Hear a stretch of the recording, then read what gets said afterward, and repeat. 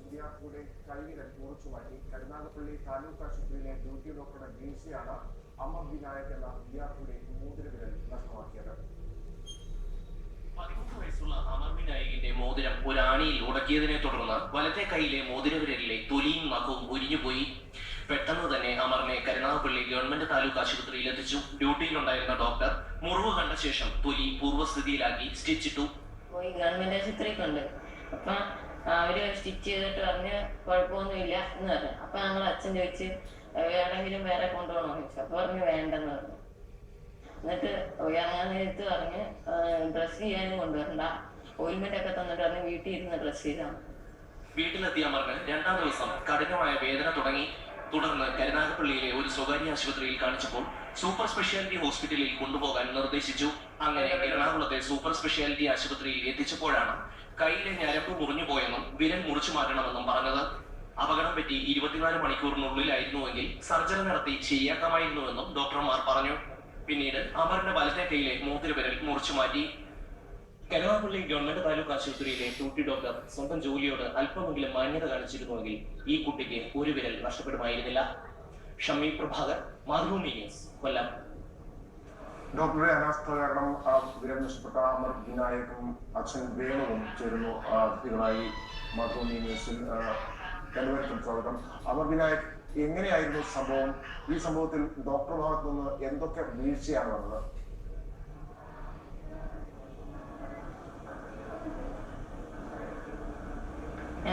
ഞാനിതുപോലെ കുളിച്ചോണ്ട് തന്നെയായിരുന്നു. അപ്പൊ മോതിരം ആണെങ്കിൽ ആണികൾ പിരിഞ്ഞ് ഇപ്പൊ തറയിലോട്ട് ഇറങ്ങിയപ്പോൾ ആ തൊലി മൊത്തം മുകളിൽ വന്നു.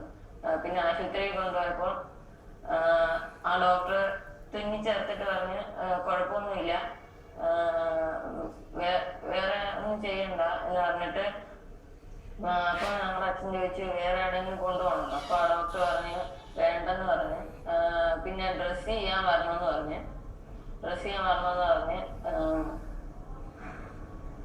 തീർച്ചയായും അച്ഛൻ വേണുവിലേക്ക് ഒരു ജീവിതം മുഴുവൻ മുന്നിലുള്ള ഒരു ചെറുപ്പക്കാരന്റെ അല്ലെങ്കിൽ ഒരു ബാലന്റെ കൈയാണ്, ഒരു കൈയുടെ ഒരു വിരലാണ് നഷ്ടപ്പെട്ടിരിക്കുന്നത്. താങ്കൾ ആവർത്തിച്ച് ചോദിച്ചിട്ടും മറ്റൊരു തരത്തിലുള്ള വിദഗ്ധ ചികിത്സയും വേണ്ട എന്നാണ് ഡോക്ടർ ആവർത്തിച്ച് പറഞ്ഞത്. എന്തായിരുന്നു ആ ഡോക്ടർ കൃത്യമായി താങ്കളോട് പറഞ്ഞത്?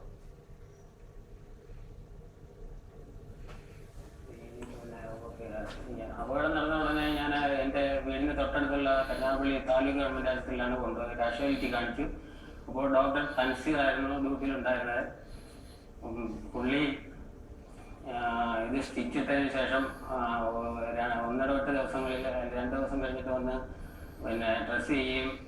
7 ദിവസം കഴിഞ്ഞ് 7ൻ്റെ അന്ന് വന്ന് സ്റ്റിച്ച് എടുത്താൽ മതിയെന്നും വളരെ നിസ്സാരവൽക്കരിച്ച് എന്നോട് പറഞ്ഞ് കഴിഞ്ഞു. ഞാനിത് വേർത്ത് ഡോക്ടറെ എല്ലാം കാണിക്കണമെന്ന് ഡോക്ടറോട് ചോദിച്ചപ്പം അതിൻ്റെ കാര്യമില്ല, ഡ്രസ്സ് ചെയ്യുന്നതിന് വേണമെങ്കിൽ ഓയിൽമെൻറ്റ് കുറിച്ച് തരാമെന്ന് പറഞ്ഞിട്ട് ഒരു ഓയിൽമെൻറ്റ് കുറിച്ച് തരികയാണ് ചെയ്തത്. എന്നിട്ട് പിന്നെ തൊട്ടടുത്ത ദിവസം തന്നെ അമറിന് കൈക്ക് വേദന ഉണ്ടായതുകൊണ്ട് കരുനാഗപ്പള്ളി വലിയത്ത് ഹോസ്പിറ്റലിൽ കൊണ്ട് സർജനെ കാണിച്ചപ്പോൾ ഡോക്ടർ പിന്നെ ഡ്രസ്സ് ചെയ്ത് അഴിച്ചു നോക്കിയിട്ട് പറഞ്ഞു ഇത് ഗുരുതരമായ കുഴപ്പമാണ്, എറണാകുളത്ത് സൂപ്പർ സ്പെഷ്യാലിറ്റി ആശുപത്രിയിൽ കൊണ്ടുപോകണം.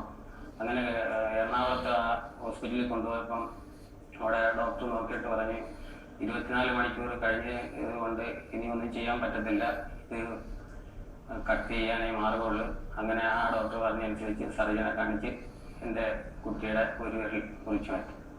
ശ്രീ വേണു, താങ്കൾക്ക് പോലും ബോധ്യമായിരുന്നു ഈ പരിക്ക് അത്ര നിസ്സാരമല്ല, ഗുരുതര സ്വഭാവമുള്ളതാണ് എന്ന് താങ്കൾ ചൂണ്ടിക്കാട്ടിയിട്ടും കൂടുതൽ ചികിത്സ ആവശ്യമില്ല എന്നാണോ ഡോക്ടർ പറഞ്ഞത്?